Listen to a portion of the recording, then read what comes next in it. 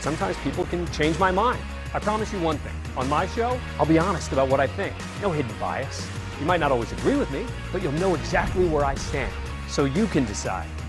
Dan Abrams Live, a new show premiering September 27th on News Nation. Some of our nation's closest allies are openly ripping President Biden's handling of the Afghanistan pullout.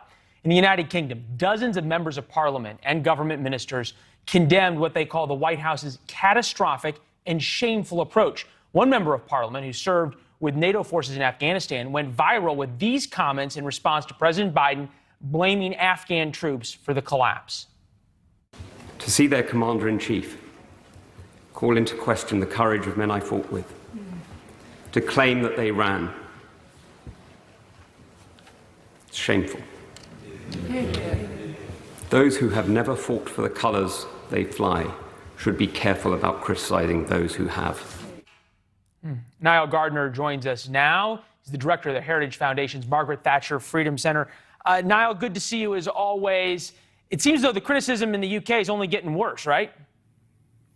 Ian, thanks very much for having me on the show today. And without a doubt, I think the criticism in the United Kingdom is rising by the day towards the Biden administration. I think that President Biden is viewed as incredibly weak-kneed. He is viewed as a president who has thrown America's allies under the bus. And this is certainly a low point for the US-UK special relationship. The British feel betrayed by the Biden presidency. And they also view Biden as somebody who does not lead on the world stage. Instead, he's someone who kowtows to the enemies of the free world while stabbing the friends and allies of the United States in the back. So certainly Biden's reputation has dramatically plummeted in the United Kingdom over the last few days. It's kind of interesting because there was so many in Europe who were very excited for President Biden over President Trump with the America is back slogan, and now it seems as though they're kind of disappointed.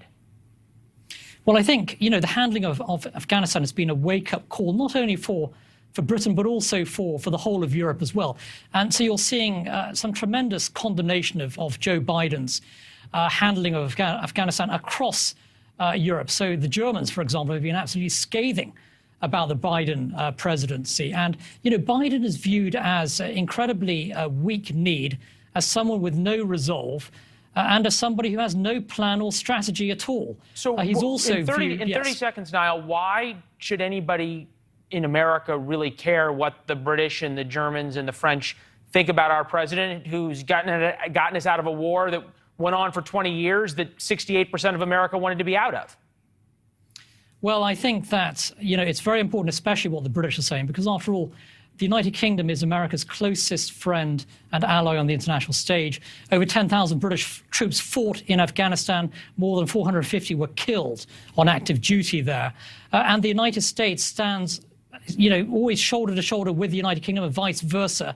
And so when this relationship between the two most powerful allies in the world begins to break down in some respects, this is a very, very serious matter. And so I think a British criticism of Joe Biden should be heeded on this side of the Atlantic, because at the end of the day, you know, the free world depends upon the strength of the US-UK special relationship, the beating heart of the free world. That really does matter.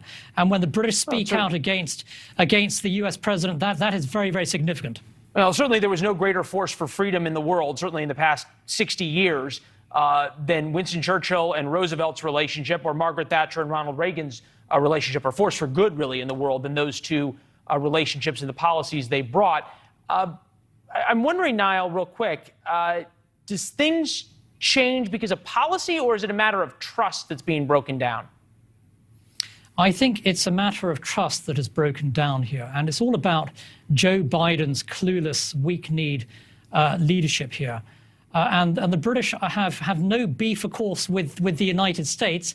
It's you know, the fact is that Joe Biden is viewed here as the problem. I do think that the US-UK special relationship can be significantly rebuilt, but it would take you know, several years for that to happen. It would have to happen post Joe Biden. Yeah, it's had to be rebuilt in the past, and you've come to talk about it a number of times with us. Niall, thank you. My pleasure. Thanks, Leland. You know, the president was right when he said the U.S. military says, send me to the most dangerous parts of the world to protect the most vulnerable. The Marines and Navy corpsmen who died today did so serving the noblest of causes. This is the deadliest day, as we've reported, for Americans in combat in a little over 10 years. The Taliban shot down a special operations helicopter